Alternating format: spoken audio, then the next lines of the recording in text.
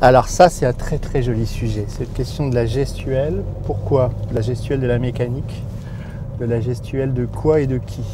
La grue, c'est un objet de manutention. Donc c'est comment on bouge et comment on manipule les objets. Comment cette manutention peut se faire et comment une manutention, quand on parle de geste, on parle du geste humain a priori. Ce geste humain, c'est quelques kilos, quelques dizaines de kilos, au maximum 100 kilos et encore quand on y arrive. Là, on est sur des échelles, des changements d'échelle qui sont tout à fait colossaux, au sens pratiquement propre du mot, c'est-à-dire que ces grues-là sont des colosses de la manutention. Et donc on va avoir des manipulations de plusieurs tonnes, voire de plusieurs dizaines de tonnes. Je vous ai parlé de la grue de la construction navale, qui est la jaune, qui est une grue qui pouvait soulever 80 tonnes. Et là, la grue sur laquelle on arrive bientôt, la grue grise, la Titan grise, qui est monument historique, elle pouvait soulever 60 tonnes. Donc c'est cette problématique de la manutention surdéveloppée, si je puis dire, qui pose en effet la question de comment on bouge tout ça. Le chargement ou le déchargement des produits entre la terre et le quai. Et ce qui se passe, c'est qu'il y a donc, on voit encore les voies ferrées, donc ça arrivait par wagon, et on est directement à quai sur cette posture-là.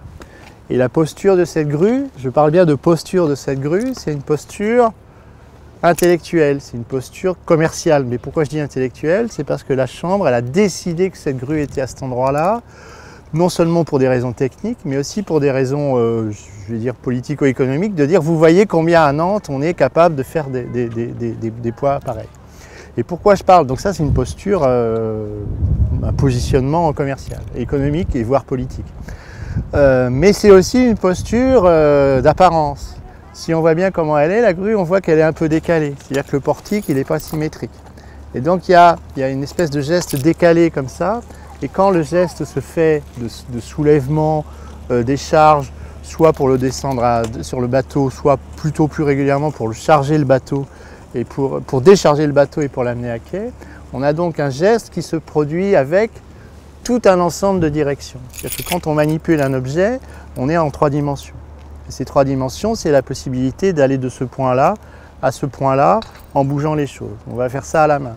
Donc ici, comme on est sur un geste colossal, il faut qu'on ait des objets et des outils qui nous aident.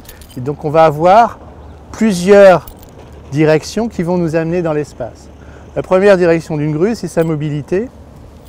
Et donc on va être sur les engins, les trucs moteurs, qui vont nous permettre de travailler et de faire bouger la grue le long du quai.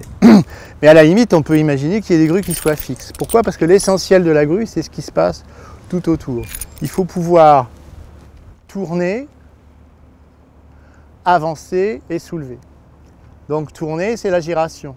Donc là, on a un fût et on a ce qu'on appelle une crinoline qui est autour du fût et la giration est posée sur le fût est fixe. Et c'est l'ensemble qui va tourner. Donc, le premier mouvement, c'est la giration.